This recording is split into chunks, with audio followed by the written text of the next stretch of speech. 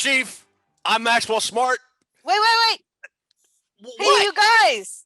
What? We just started. Hey, you guys. You'll never guess what I just got. What? Elizabeth, roll the clip. What's up, Drew, Ted, and Toomsy? This your boy Jake Reed, Minnesota Vikings 3D. Hey, I understand you guys are a great trio, just like me, Chris, and Moss. Hey, man, keep up the good work. I can't wait to see what you guys are going to do next. I understand you guys are big Viking fans. I love Viking fans, but keep up the good work. And I can't wait to see what you guys are going to do next. SKOL Vikings. Holy crap. Wow. Jake Reed, ladies and gentlemen. The Jake Reed. Talk to the people, Ted. Talk to them. Oh, here. This is an awkward time where I have to say, yeah, that was right. That was Jake Reed that introduced the show. Is he doing what I think he's doing? Ladies and gentlemen, that's Jake Reed's music. We've got a Jake Reed jersey up now. This is awesome. One of the key members of 3 Deep. He called us our own version of 3 Deep. I like to consider us 3 Shallow because I don't run. Boy, I hope this is the mess hall. How's it going, Eisenhower? That's just me. I don't know about you two, but I don't run. All right, so since we're going to flip this on its ear and do the Jake Reed segment, what do we got for Jake Reed, Drew? The thing I like best about Jake Reed put up a lot of big numbers for the Vikings with his time with Chris Carter. Matter of fact, he was a 3rd-round pick in 91. He was an actual pick we got back from the Herschel Walker deal. So if anything came out of the Herschel Walker deal, it was good, was Jake Reed. We used to pick that we actually got in that deal. Talk about hit the ground running. He and Chris Carter, I think, set the record for receptions in 94 with over 200. I can't remember the exact amount. Carter, I think, had 122 that year. Jake Reed had 85. That would have led most teams, I would bet, that year. Yeah, I think in 94, I believe he was the 2nd leading receiver in the entire NFL. So he was, and then they got Moss. And the cool thing about Jake Reed, he didn't bitch and moan. He accepted his role as the 3rd wideout. They would make defensive coordinators scramble because they'd try to double up Moss or Carter, and then Reed would kill you. Reed would just flat out kill you. He had 4,000-yard seasons for the Vikings. He played 10 years for the Vikings. He had 413 catches for like 6,500 yards, and he's still 4th all-time on the Viking receiver list. Is he really? Yes, he's one of the greatest receivers the Vikings have ever had. And he's kind of overlooked in the pantheon of Vikings receivers, and it's not really his fault because in any other organization, he would have been one of those guys you think of first. But when you have guys like Randy Moss and Chris Carter and Anthony Carter and Ahmad Rashad and Sammy White, and even going back to Gene Washington and John Gilliam back in the day, Jake Reed just kind of gets lost in the shuffle, and he really shouldn't. I mean, he had, was it 94, 95, 96, 97, over 1,000 yards. Lowest catch amount was 68 passes caught in that 4-year span. Just an incredible run. But he was just a phenomenal player for the Vikings. So yeah, he played 9 playoff games. Is there a current Viking that's played on 9 playoff games? I don't think so. The old Purple People Eaters, I mean, they racked up the playoff games. Since 98, I would say he has probably the most appearances, besides, offensive lineman or whatever. But dude, Jake Reed, man, this makes Chuck Foreman, Jake Reed, and we got to episode 10. And we're still on the air. We haven't been kicked off by the FCC. We have people actually watching us. This is great. So this is great. You like me right now. You like me. Great. Thank you, Jake Reed. Thanks for everybody to tuning in. Toots, how are you doing? I'm so happy now. I wasn't expecting that today. So it was an awesome surprise, and I couldn't be happier. This is great. Drew and I are just 2 dopes talking into a camera, and we're talking football. Toonses and Liz do all the hard work, and I can't thank them enough for everything they do to make this show go. Stuff like, getting Jake Reed to do Jake Reed, man, because of, Jake Reed. The effort, the Jake Reed promo, and because of the effort Liz and Toonses do, we're able to do things like do a live draft show on Thursday, April 29th, the night of the first round of the NFL draft. Chris Gates will be one of our co-hosts. Chris Gates, fearless leader, the agent provocateur of the Daily Norseman. Whenever you have a chance to sit and listen to Chris Gates, you tune in. So don't miss it, people. Live on our YouTube channel, we are going to have a Justin Jefferson jersey giveaway. At some point during the show, either Drew or myself will say a secret word or phrase. Right now, we don't know what that is. You'll see a big graphic on the screen as we say it. when you see that, go into the YouTube comments and type in what that secret phrase is, and boom, you're entered. It's that simple. You can enter one time per show, but you can enter over multiple shows. The deadline for entry for each show is, I believe, Wednesday at 12 o'clock Central Time. We air the show Saturday morning, so you have like Saturday, Sunday, Monday, half a week to figure out what the secret phrase is, throw your name in there, and get registered. And so on draft night, Toonces is literally going to pull a name out of a hat or something, and that is going to be your winner of the Justin Jefferson jersey. Some people have their name in there 3-4 times because we started a month ago. And one person I got a hold of, I said, "You've only entered one time." They go, "Yeah, I entered the first show, the show you announced it." And I said, "No, you can enter every show." And they're all, "Oh, shit, really?" So I wanted to point out to these people, we got 7 shows left, including tonight. So you can enter every show. Let's talk Vikings football, Drew, shall we? Let's talk Vikings football. So earlier today on the Score North Football podcast, Judd Zulgad said Danielle Hunter's people have reached out to him, and we've heard that Hunter is not happy with his contract, may in fact hold out. And apparently Danielle Hunter wants he currently has 3 years left on his deal, and he's making about $14 or $15 million per year average. Well, I'm sorry, 12, a little over 12, but he wants a 5-year extension, and he wants the average salary during that contract extension to average $27 million a year. That is a lot of cha-ching. Drew Punting, what are your thoughts? What are your thoughts on that? What would you have done with $27 million a year in the 80s in the Drew Bunting heyday? Would have lasted me about a week and a half. Pretend that you don't care. You know, we've talked about the Vikings and their salary cap issues and the Kirk Cousins contract and them being over. And this is just another tough puzzle piece to fit in. When you're looking at the landscape of what the Vikings can do and the needs they have and the players that want to get paid, it seems like this is just from a conceptual point of view that this might be like a bridge too far right now. I don't know, though. What do you think? They're going to have to start getting rid of some contracts and freeing up some money. It's a really tough spot because Hunter is the best player on our defense when healthy. Yes. He's a game changer defensive end, and I mean it. Nobody in NFL history reached 50 sacks faster than that guy. In history, not the last, the history. Every game ever played, he's the fastest guy to ever get to 50 sacks. He is about as important a piece on the defensive side of the ball as, well, maybe not Patrick Mahomes important, but he is absolutely vital to the success of the Vikings defense, and we saw how bad they were with him out this year. You can't swing $27 million a year, Ted. How do they swing that? They need to have that. We saw this year without Hunter what that D-line, especially on the pass rush on the edge, looked like. We had no edge rush, dude. None. From a leverage perspective, he really doesn't have a whole lot. I mean, if he's got 3 years left on his contract, if he sits out and doesn't play, he's not going to accrue a league year. He's not going to get 1 year closer to free agency. So in one sense, the Vikings they're holding all the cards. But from a realistic standpoint, do you want to really irritate your star defensive player to the point that he doesn't even want to come in and play for you? God, what a tough spot, dude. It is. I don't. That's like, there's some quarterbacks who don't make that kind of money, right? I mean, the top end guys do, but some lower end starters don't. Guys on their rookie deals don't even make anywhere near close to that kind of money.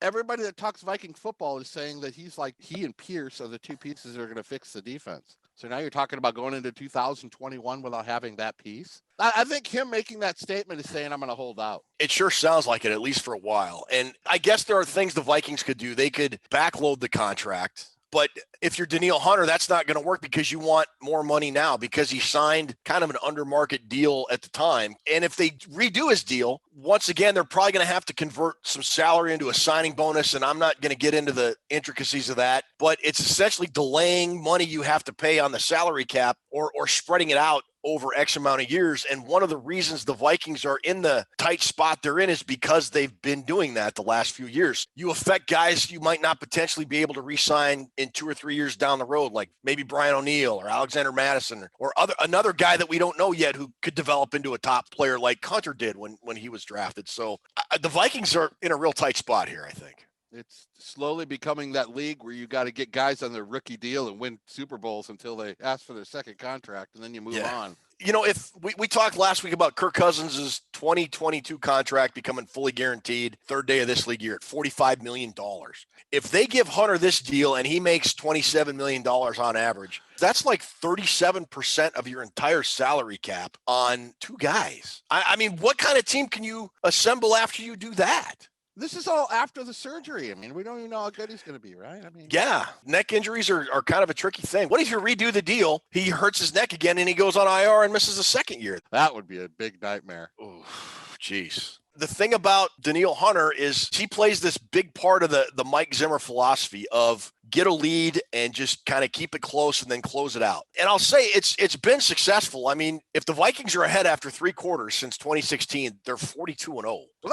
Yeah, that's pretty stinking impressive. That is very impressive. That's better than Ohio State. Oh, wait. Hey. Oh, no. We got to start the whole show over. Jesus. Is that Ohio State? Yeah. Goody? Oh, man. It's actually from the 2007 Ohio State-Michigan game, by the way. Take those ridiculous things off. I think a lot of these games are unnecessarily close. We've both said it's like Zimmer loves being in a close game and just squeaking one out at the end. And we kind of found a stat that sort of proves that. And it's not a Kirk Cousins bashing stat, but it breaks down Kirk Cousins' touchdown passes since he's been with the Vikings. Let's see it. When the Vikings are leading by 15 or more points, guess how many touchdown passes Kirk Cousins has? 0. 0. He has 0. The big goose egg. Nada. Zip. Zilch. You got nothing in court. You don't got the bookkeeper. You got nothing. Dividing by 0. What happens when you divide by 0? You get nothing. You lose. Good day, sir.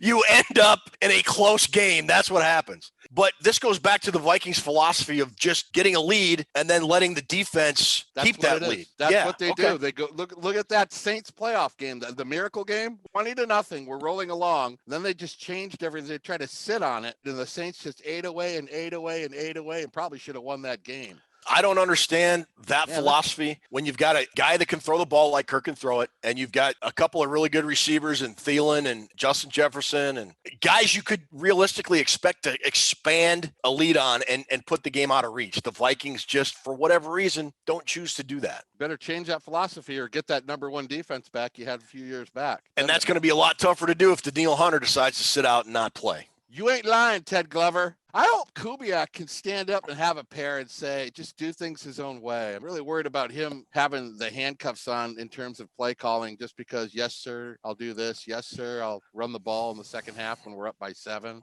In some respects, it's going to be hard for Clint Kubiak to change that philosophy in Mike Zimmer because Mike Zimmer's felt that way his entire professional career. And to his credit, he's had a lot of success doing it. Clint Kubiak's a brand new offensive coordinator. Yes, he's Clint, son of Gary Kubiak, but he doesn't have that level of experience that maybe Gary Kubiak could have said, hey, look, appreciate what you want to do, Mike, but we've got some horses here. Let's ride them. I don't know that Clint Kubiak will have that stature to be able to go into Mike Zimmer's office and say, look, I want to start putting teams away in the third quarter and just dropping dimes to Thielen and Jefferson when we're up by 17 points or whatever. You know what, Ted? If you're going to give up 30-plus points a game, you better change your philosophy. You're going to be on the L side. I mean, again, and that's especially true if the Vikings defense doesn't improve a whole lot. I mean, it's a good philosophy if you have the number 1 or top 5 defense, but we saw the Vikings defense last year and they were a bottom 5 defense. You try and do that with a bottom 5 defense, you're going to end up 7-9, if not worse, which is exactly what we saw last year.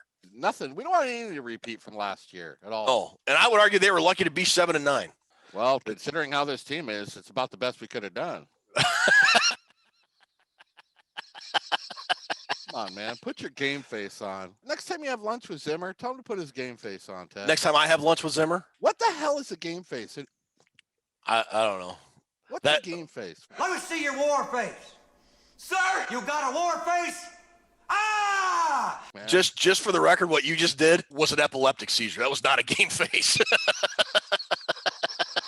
All right, so that's pretty much hits it for Vikings news. Some kind of exciting news if you're an NFL fan. It looks like the NFL is closing in on a 17-game schedule for 2020. And in that 17-game schedule, it looks like they're going to have a Christmas doubleheader and then a Monday Night Football wild card playoff game. Badass. Which could be kind of cool. That'd be kind of fun, man. as badly as COVID messed up the 2020 season, when they just decided to have one bye team and just have like this mega wild card weekend, that was a pretty entertaining weekend. So that was a great football weekend for pro football. With the 17th regular season game, they're going to drop one preseason game. So they're going to drop that down to 3. The 17th opponent, it looks like, will be the Los Angeles Chargers, and it will be a road game in SoFi Stadium. But the last time the Vikings played the Chargers in LA, it was that little soccer stadium that had 25,000 people, 20,000 of which were Vikings fans, if you remember that. I do remember that. So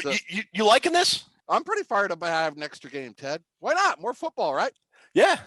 Now, they're going to have to push the Super Bowl back, I think, an extra week. I read where the Super Bowl is not going to be until February 13th, I think it is now. So the Vikings better change their plans. So if you had a vacation plan the weekend of February 13th, Vikings fans, you better cancel those plans now because Super Bowl, homeboy. Yeah! That's what I like to hear. That's the Ted Glover saying I love to hear. I think I don't have any more NFL news or Vikings news. Drew, is there anything specific you wanted to talk about? No, I don't have any more NFL news. All except right. that Jake Reed opened our show. That's right. Jake Reed, baby. Jake Reed.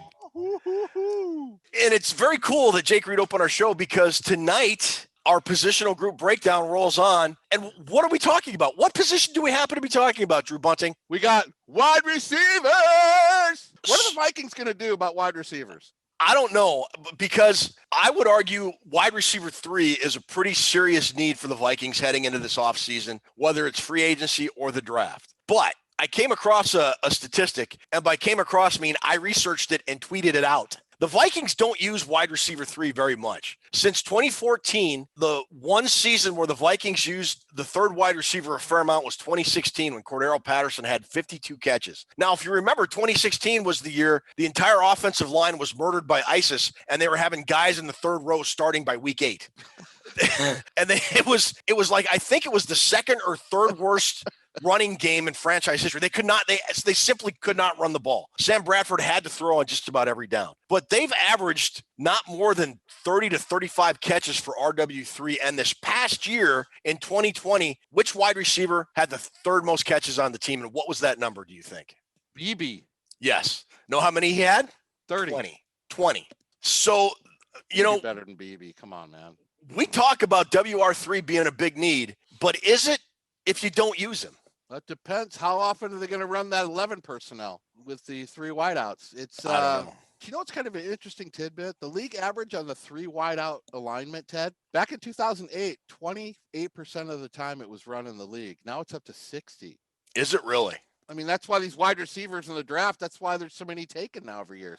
I don't know if it should be because of depth and injuries. That's why you got to have a good number 3. I couldn't agree more. And I would argue with as much 11 personnel as the league is running, or the 3 wide receiver set, that role is almost arguably a starter job now, except in Minnesota where we run 4 tight ends, a fullback, and the wing T formation.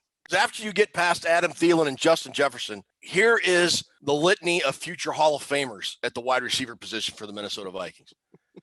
KJ Osborne, BC Johnson, Dan Chisena, and the aforementioned Chad Beebe, who just, hang on. Yes, Chad Beebe heard his name, turned around and pulled a muscle in his neck. He's out 6 weeks. And Chad Beebe's going to be a restricted free agent. I mean, golly. Is there anybody that gets hurt more than Chad Beebe? No. You remember his dad, though? Tough as nails. Don Beebe for the Bills, yeah. Guy never got hurt, man. He would literally get pile drived into the turf and get up and go, okay, let's play football. Chad Beebe watches a highlight of his dad getting pile drived into the turf and breaks a rib. He is no Don Beebe, baby. Oh, it's awful. So that's the current roster. Now, with Chad Beebe being a restricted free agent, is there any way, shape, or form that you would want to see the Vikings bring him back? I think after Thielen and Justin Jefferson, it's pretty much a crapshoot of what you want. I think they have to keep one of those guys, BC Johnson or Beebe. All the rest of them, I don't know who Dan Chesna is. I don't either. He's going to be in the CFL in 3 weeks. Are we going to look at free agents after Tajay Sharp? What happened with him last year? I mean, the key free agent signing of the offseason last year, 3 targets, not 3 catches, 3 targets, 0 catches. for 0.0 yards. Why did they sign that guy? Why? I don't know, because they never played him. Why? I just don't get it. Such a beautiful disaster. You know, there are some intriguing guys out there. You got your top guys like Allen Robinson, T.Y. Hilton, A.J. Green. Larry Fitzgerald said he's going to retire. Oh, I didn't know that. Marvin Jones is out there. Cordero Sammy Patterson Watkins? Sammy Watkins. One guy that has already kind of been, I don't want to say rumored or linked to the Vikings, but that's the words they have used, right? Is Keelan Cole, the Jaguars wide receiver. And people are saying he was close with new Vikings wide receiver coach Keenan McCardell, who left Jacksonville, had that job last year. And he might be a respectable option and a guy that's fairly affordable. What are your thoughts on him? His numbers don't really jump out, but I would probably leave that up to Keenan McCardell. I did look up such some footage on Keelan Cole. He seems like to be just a normal wideout. He would be a good free agent signing, but he'd have to be on the cheap. I don't know if he's going to really blister any secondaries, but I think we need two, Ted. And I think it's going to be one free agent, maybe one in the draft. I like Keelan Cole, though. I do too. Just had a little argument about him, but she doesn't see Keelan Cole quite like I do. Toonses is pretty cutthroat when it comes to looking. Is she? Oh. That guy's crap. Get him out of here. Well, former Viking Cordero Patterson is going to be an unrestricted. You know free what? agent. Kick returns are getting phased out of the game. He doesn't do enough receiving. I don't know. Danny Amendola is going to be 74. What do you think about him? Oh, him and Mercedes Lewis. Yeah. He drives a strip in Vegas. Him and Mercedes Lewis. I have a couple guys on my list that I think are intriguing. Who you got? Will Fuller's on here, and of course, he's probably going to demand too much money for us to sign. He was my number one wide receiver in 2016 coming out of the draft. I'm a big Will Fuller fan. Curtis Samuel's probably going to cost too much money, but I think he's a great receiver.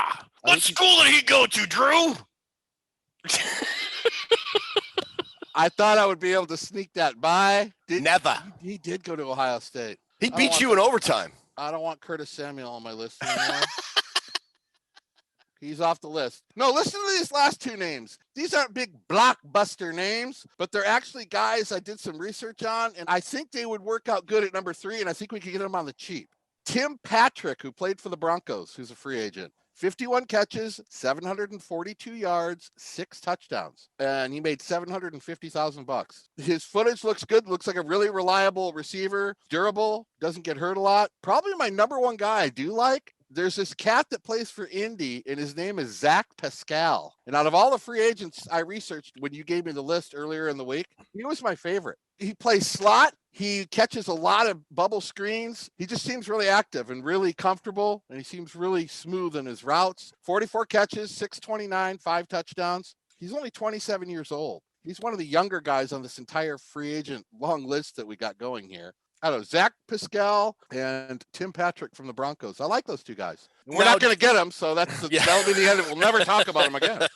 I think the draft is where the Vikings can probably find some good players. And if you're talking about draft history with the Vikings since 2007, since Rick Spielman's been either the GM or in the decision-making process, the Vikings have drafted 19 wide receivers in that time. The most in any position group we've talked about so far. And he's hit on several. We've had some pretty good players get drafted by the Vikings. We've had Percy Harvin, Justin Jefferson, of course, who had that record-setting rookie season last year. Hell yeah! Sidney Rice had a couple really good years, especially in 2009 with Brett Favre.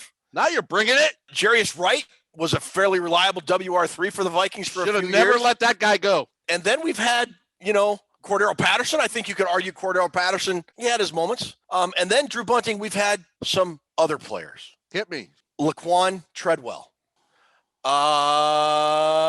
Andre Allison. Oh, Stephon Diggs was very good. Can't forget Stephon Diggs. Andre Allison. Rodney Adams. The punt returner of the year, KJ Osborne. Chandler Williams, who I don't think ever played a down in the NFL. And you cannot forget the infamous Moritz Boringer Mobo. Next big thing. Yeah, I got tape of him playing over in Germany. It's kind of been either a feast or famine for the Vikings. For every Justin Jefferson, there's been a Laquan Treadwell. Who are some of the draft prospects we need to be looking at? And what do you think the Vikings' chances of taking a wide receiver overall are there, Drew? I think they're going to take a couple wide receivers. With all those assorted picks they have in the 3rd and 4th round, I think it's 5 picks. Yeah. They should get a guy then. The first thing is we get into the wideouts. It's a very deep class. I had to pick 15. It was extremely hard to get to these 15 guys because there could have been 25. The last 10 could have been the 15th guy. It was really different. There's a lot of good wideouts, Ted. It looks like it because you have your number 15 guy going anywhere from the 3rd to the 4th round. Yeah. Everybody on this list will be gone by the 5th round. This is a big year for me and my wide receiver board because in 2019, all 15 of my guys got drafted. In 2020, all 15 of my guys got drafted. So we're heading into the trifecta year. Last year, do you know how many wide receivers got drafted? I don't know. 37. By the end of the 2nd round, 20% of all the players taken in the NFL were wide receivers. Seriously? Yes. This is how much of a demand the wide receiver positions are. So who are some of the guys you want to talk about on this list? And I got 3 guys who I am very, very excited about, Ted. I will not be using terms like oily hips. And you're watching them turn and open up. Yeah. Oily hips. Oily. You gotta have oily hips. If you want something with oily hips, you sure as hell ain't tuning into Vikings Report. How about this one? He keeps his knees over his feet. Anatomically, I think that's kind of a requirement, but I don't know. It's kind of like a Casey Kasem. Keep your feet on the ground and keep reaching for the stars. Keep your feet in the ground and keep reaching for the stars. That dude is very cool. Now, you may not hear those fancy schmancy catchphrases, but you will hear and watch half-assed all the time. That's going to be our go-to phrase in what we do on this show. Never half-ass 2 things. Whole-ass 1 thing. We don't half-ass anything. We whole-ass one thing on this show, if nothing else, folks. So take it away with your draft, guys, Drew. Okay, the first guy I got on my list, you may even know this guy. He's a guy out of Purdue. His name's Rondale Moore. Oh, I can't forget Rondale Moore. As an Ohio State fan, that was, I don't know if you remember that game. That was the Tyler Trent game. He was a big-time Purdue fan. He was dying of the very rare form of bone cancer. And, like, his kind of dying wish was to see Purdue beat Ohio State. And he was at the game. He had just gotten out of the hospital. Purdue was about as fired up as I've ever seen a football team play. Oh, they played out of their minds that game. You know, Tyler Trent died maybe, I think, a year after that game, and so he got to see his football wish come true. Ohio State still beat Michigan, still beat Northwestern in the Big Ten championship game, and still won the Rose Bowl, so whatever. That kid, Rondale Moore, ate Ohio State up that night. My God. He had a couple touchdowns. I think he had 6,000 yards receiving. That's why I wanted to do him first. Last week, we saved the Viking guy for last. This is the guy, Ted. This is the guy that is right up there with Jamar Chase, Waddle. This could be the best receiver in this entire draft. Are you serious? I'm not even joking. He's got a big red flag, which we'll get to in a minute, but he is easily, after the footage. Well, I'm going to show you this footage. First off, this could be the most electric, dynamic guy in this entire draft. Shifty, elusive. All you want to do is get him in space and get the ball in his hands, and he could score every time he touches it. He's all over the place. He can't be stopped. One of the first things I saw about him when I did some draft research, Rondale Moore might be better suited going to a team that has a creative play caller. So right off the bat, I don't know if we're getting him. Well, we got to wait and see what Clint Kubiak does. I mean, look at these highlights. There's not much that Rondale Moore can't do, Ted. He could run back punts out of the slot. You can have him out of the backfield. You could line him up anywhere. He's kind of a small dude. I mean, 5'9" and 175. I've eaten burritos bigger than that. He's not a very big cat, but he's great on run after catch. You can use him on special teams. You can use him on bubble screens or slants, but you can also send him on vertical deep routes like Tyreek Hill. He's very similar to Tyreek Hill. Very similar. Really? Yes, and he's one of the faster guys in the draft, or the 4.45. Percy Harvin-esque is what these highlights are. The way you're describing him and the way I'm watching, he's electrifying. And the last guy I felt that could take the football to the house from anywhere on the field was Percy Harvin. Yes. And if you tell me the Vikings can get a Percy Harvin guy, sign me up. I'm in. But there is the red flag that I mentioned earlier. That's not only dropped him down on a lot of people's draft boards. I see him at 15 to 20 on some people's draft boards. It's the injury problem, Ted. It's the injury problem with him. He's only played 7 games the last 2 years. Nicked up a lot, banged up a lot. This is, I think, the first time I've ever had a guy in my top 15 that has injury problems. I don't research him. I don't put him on my list. I don't get near him. Because if you're injured in college, more than likely you're going to carry that over to the pros. What is that? Rondale Moore has so much upside, I had to put him on here. if this guy doesn't get hurt and he can stay on the field, he will be right up there with the top 3 guys on my board. If he could drop to the 3rd or the 4th, late in the 3rd, or whenever we have one of those picks, I would use a flyer on him then because he's first-round talent if he's healthy. Okay. The next guy is a cat named Amon Ross St. Brown, the younger brother of Equinox or Equilibrium. What the hell is his name? What not? Equimedius St. Brown? Is that what it is? I think so, yeah. Equilibrium. This is the St. Brown who's good, though. His younger brother. Played for the great Modern Day High School, which was a pipeline for many NFL players, if you remember right. 5-star recruit in high school. Matter of fact, he was the #1 recruited wide receiver in the entire state of California. Everybody in the country sent him a scholarship, and he wanted to stay close to home in Southern Cal, so he played for USC. He was a Trojan. Hit the ground running as a freshman, 60 catches as a sophomore. He caught 9 TVs in only 6 games. His career, Ted, at USC, 178 catches, 2,270 yards, and 16 touchdowns. I love, and guys make the Drew Big Board because they're tough. This guy's tough, he's competitive, and he fights for the football. Some guys, Ted, just look natural. They look natural playing football. That's a lot of what this guy shows. He's probably going to be more of a slot guy at the next level. He will play outside the numbers. He had like 235 snaps for USC outside the numbers, but most of his work was from the inside slot. But he dominates the middle of the field. He has a little bit of that Steve Smith flip you off after he catches it. Nice. I like that in the player. I do too. So he's tough. He's got a little bit of that mean streak going. Unless of course, it's Steve Smith doing the actual Love Boat celebration against the Vikings in 2005. The boat rowing could have something to do with the Vikings party on 2 boats on Lake Minnetonka. I was so broken as a Vikings fan by that point, all I could do was laugh. Steve Smith has my greatest football analyst moment, and it came on NFL Network last year. I love him. Throw the ball. Sometimes it worked out, like on the Kittle touchdown where he extended it. That's my boy, Steve Smith. The only thing that Amon Rod struggles with a little bit, he has a little bit of trouble in press coverage, which, if you can't play press coverage, you end up like Laquan Treadwell and out of the league. But he's got a really explosive first step. He can find the open zones. If he makes it to the 3rd or 4th round, I would definitely take him. Okay. Last guy on my list from North Carolina. He's number 15 on my list. He made the cut because I couldn't keep him off because he's a great punt returner. And I know what you're thinking. Drew said he was going to find me a punt returner. Yes. I found him. Okay. Daz Newsome, as you'll see by these highlights, I believe it's the first clip. Daz Newsome running back a punt.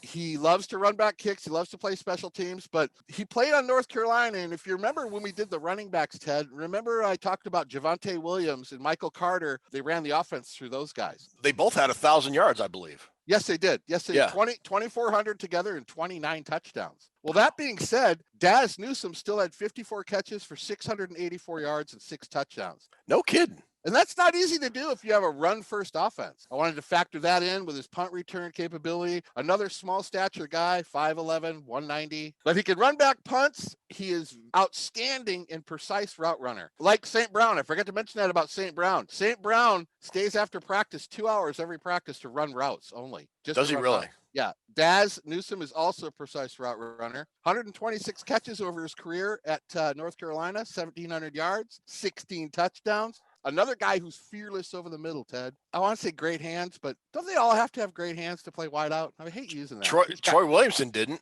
He's got great hands. Oh, remember that? Sorry. Just dropped it again. What's wrong with that guy? So are those all the guys you're going to talk about? Those are the 3 that I have spotlighted out of my 15. I appreciate you not mentioning Devontae Smith, who just scored again against Ohio State, by the way.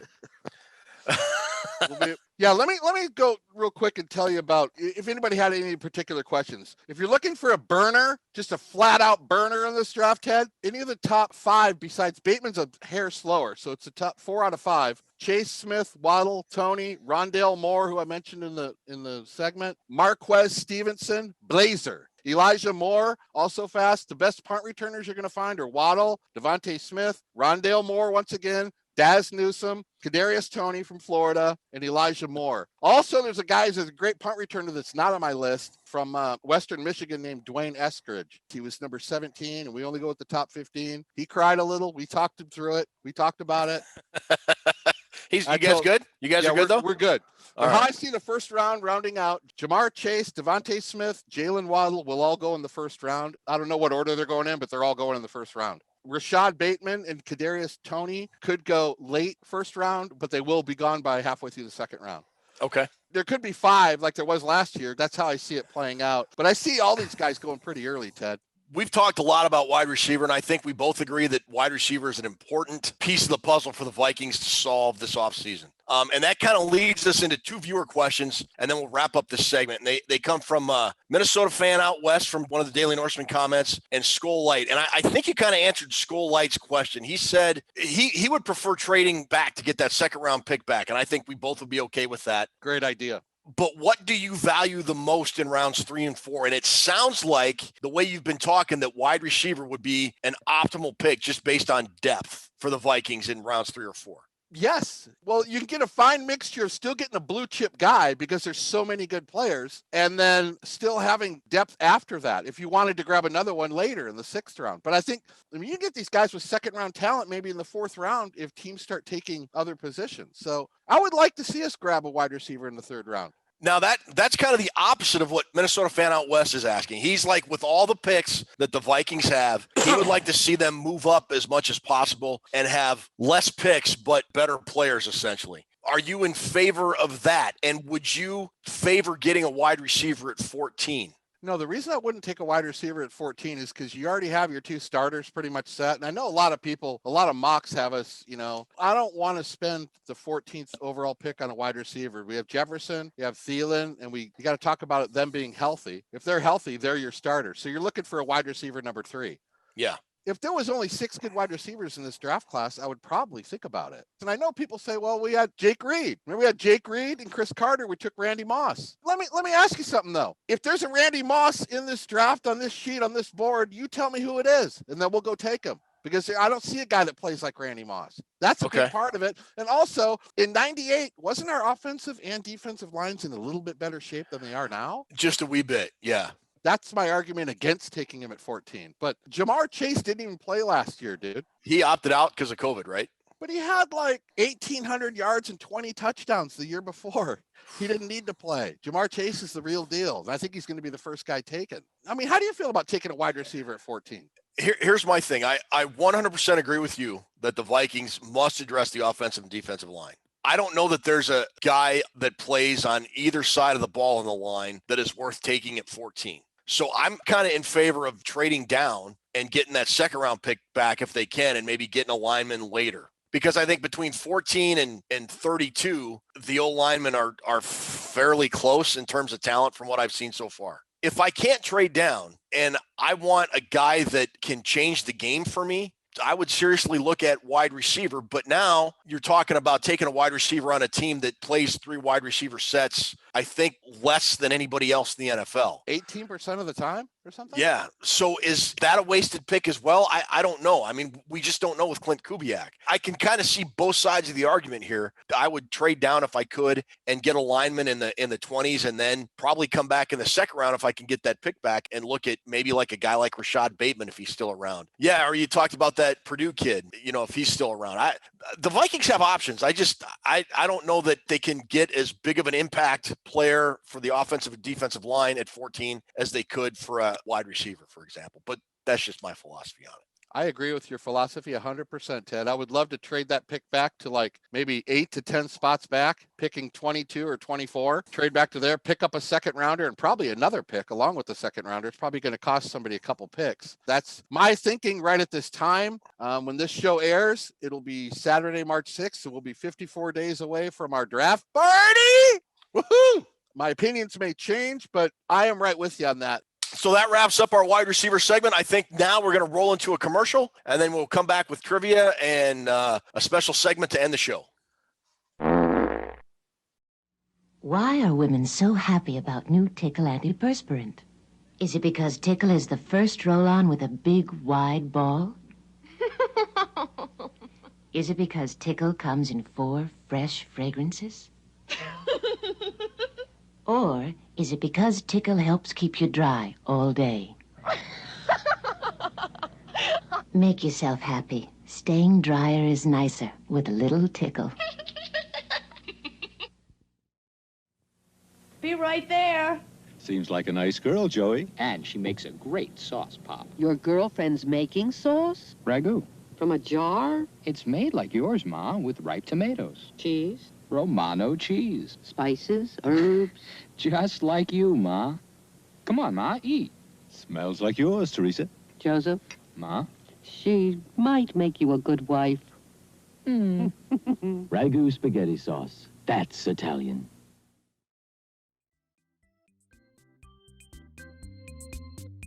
All right, welcome to Toonses Trivia. How you guys doing? Hello, Toonses. Hello, Toonses. How are you today? I am doing good. What are we doing for Triv today? So today we've been asked by the viewers for you guys to have a heads up straight battle. Oh, Ted Glover, ready for your beatdown? All righty then. Oh man, this is gonna be good. All right, so I would like to thank a few people for some questions. We had some questions here from Tony Bell, Mary Fisk, D. Gatz, and Kyle from the Vikings Gazette. Thank you very much. Thank you, guys and gals. All right, here we go. Number 1. All right. Who was the first Vikings rookie to ever be named a starter on a Bud Grant coach team? Chuck Ted Foreman. Brown. The answer was Darren Nelson. Neither of you got it. Darren Nelson? I said Yes. Darren Nelson. That's what I said. Number 2. What Vikings player scored the first points in team history? Bob Schnelker. No. Fran Tarkenton. No, the answer was Mike Mercer on a 12-yard field goal. Mike Mercer. I did know that. All right, number 3. Who were the first Vikings to compete in a Pro Bowl? There's 2 of them. Hugh McElhenney and Fran Tarkenton. Hugh McElhenney was one of them. Drew, got a guess? McElhenney and Tommy Mason. Nope, Jerry Reichow. That's half a point for Ted. Yeah! Rolling! Commanding lead. Number 4. Jim Finks was named the Vikings' second general manager, succeeding Burt Rose. Where had Jim Finks previously served as a general manager? Green Bay. No. Drew? Chicago. No, the correct answer was Calgary of the Canadian Football League. Damn it! Number 5. In October of 1987, a routine afternoon game at the Metrodome was moved to Monday night to accommodate a Twins playoff game. What team did the Vikings play in that game that most of the nation never saw? Dallas. Incorrect. Drew? New York Giants. Denver Broncos was the correct answer. I knew that. We are just... God, we're terrible. Follow-up question. In that game, what Vikings player scored 3 rushing touchdowns? In 1987? Alfred Anderson. No. God. Oh, I thought that was it. Rick Fenny. No, DJ Dozier. It's still a 0.5-0? It's we're on question number 7, and it's 0.5-0. Are you not ashamed of yourself? Are you not embarrassed? This is really embarrassing. All right. Before he was general manager, what position did Rick Spielman have with the Vikings? Cornholer. Director of pro personnel. Guy that ran and got the coffee. Before he was with the Vikings, or his position with the Vikings before he became GM? The latter. Yeah, director of pro player personnel. Close enough. Vice president of player personnel. I was going to say head nurse. Alrighty, next question. The play for the Minneapolis Miracle was called what? Buffalo Right 7 Heaven. Correct. Oh my God. 2.5 for Ted. Yeah! Question 9. Who did the Vikings play in their first Super Bowl? Kansas City Kansas Chiefs. City. Ted got that. Sorry, Drew. Oh. Question 10. What 2 brothers played together with the Vikings for 4 seasons from 2008 to 2011? Abdullah, the Abdullah brothers, Hussein Abdullah and his brother. Incorrect. Drew? Damn it. Jake Reed and Dale Carter. Incorrect. Aaron and E.J. Henderson. Oh, right. Duh. All right. Question 11. In what year was the Met Stadium demolished? 1979. 80. No, 85. Oh, it stayed up that long. Okay. All right. Question 12. After Percy Harvin was traded to Seattle in March 2013 for 3 draft picks, who did the Vikings draft with the 25th pick overall in the first round? Cordero Patterson. Incorrect. Drew? Sharif Floyd. I don't know. Xavier Rhodes. Xavier Rhodes. All right, Drew, you have to get the next three. Which Viking holds the record for the most consecutive Pro Bowl honors with 11? Randall McDaniel. Randall McDaniel. Ted got in. Oh. Sorry. Yeah! All right, Ted's the winner, but let's see if you can get one, Drew. Go ahead. I'll get this one. Which Vikings quarterback was the son-in-law of a former Viking, Bill Brown? Bob Berry. I don't know. Rich Gannon. Correct, Ted. All right, Drew. Last question. Before Brett Favre wore number 4 for the Vikings in 2009 and 10, who is the only other Vikings quarterback to wear that number? Brooks Bollinger. No. Oh, Got a guess, Ted? wasn't Wasn't kicker? it McLeod Bethel Thompson? No, it was another quarterback. Was it Chad May? No, it was Archie Manning. Oh, that's right. In 82. Really? Wow. Okay. I don't think I won that. Never gonna do that again. Thanks. Why Thanks. not? Thanks for playing. You want to get your butt kicked every time? Hey, I'm gamer, man. I'll keep coming back for more till I win. Congratulations, Ted. You win. Thank you. All Thank right, you. we'll see you guys next week. Thanks for playing. Thanks, Wow. Toonces, and thanks for all the good questions for everybody out there. To wrap up the show tonight, we're kind of ending it on a somber note. You know, when Drew hit me up about starting the show, he said, "Hey, I've got a great idea. Let's go retro and let's kind of go old school because nobody's doing that." And he had this brilliant idea to use the old NFL Today intro because for Drew and I growing up watching the Vikings, the NFL Today pregame show on CBS was as much of our Sunday ritual as watching the Vikings were. You know, they had Brent Musburger, Phyllis George, Jimmy the Greek Snyder, and Irv Cross. And they were, I think they still to this day are the gold standard in TV pregame television shows. And sadly, this past week, one of the key members of that TV announcing team, Irv Cross, passed away. For those of you that don't know, and I was too young to remember, he was a very good NFL player, defensive back for the Philadelphia Eagles. So, you know, again, a part of our childhood has gone away now with the passing of Irv Cross. And I just remember those pregame shows with him and Phyllis and Brent and Jimmy the Greek just getting us ready for football and not a lot of the goofy stuff you see on some of the pregame shows. They were a great team. They worked well together. They had a lot of fun and they informed us as well. And it's kind of, in a lot of ways, the inspiration for what we try and do on this show, inform you and have fun doing it. So really sad to hear about Irv Cross passing away, and thoughts and prayers to the family of Irv Cross. And Drew, I'll let you take this one home. Very, very well said, Smitty. Thank you for the kind words. You know, I read something in the Gallahorn group, which is our Vikings group today, and it was said by Man Bear Pig, and I wanted to pass it along because it really encapsulate, if that's the right word, everything I was thinking about with Irv Cross. And Man Bear said, you know, that show NFL Today and Irv Cross, that was really my football awakening. And I couldn't think of a better term than awakening. That was it for us. That was part of our football DNA. That was the show that put pregame football on the map. My favorite part of the show is probably Irv Cross because, for one, his energy, always smiling. Nowadays, they have one talker and then 4 people on a panel that are all football players. Irv was responsible to bring all the football knowledge. And he did it very well. And also what was really cool about Irv Cross, he would do these specials like that would talk about what the players did in the off season. Like a guy was maybe in a country western band or a guy who worked on a farm. He did a lot of player profiles about what they did outside of football. And I loved all that. People will root for our teams and we all root for different players. But I really think everybody rooted for a guy like Irv Cross. I think. Yeah. And he seemed like a real genuine guy and a guy that wouldn't have an enemy in the world.